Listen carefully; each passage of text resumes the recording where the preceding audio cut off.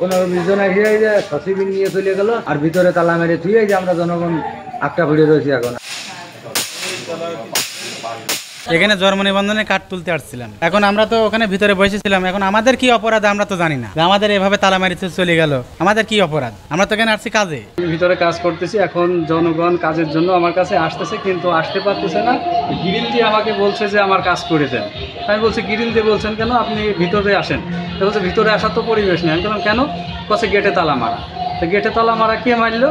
কছে মহিদুল নামে একজন মেরেছে। তা আমরা তালা মেরে রেখে যাবে কেন? ইউনিয়ন পরিষদ সকাল 9টা থেকে 5টা পর্যন্ত খোলা থাকবে, আর এখানে মানুষ সেবা নিতে আসবে এবং তারা সেবা নিয়ে চলে যাবে। সচিবের ফোন দিলাম, শুনলাম যে সচিবের সাথে করে নাকি শুল্ক বানিয়ে গেছে। এখন কি কারণে নিয়ে গেছে আমি বিষয় জানি না।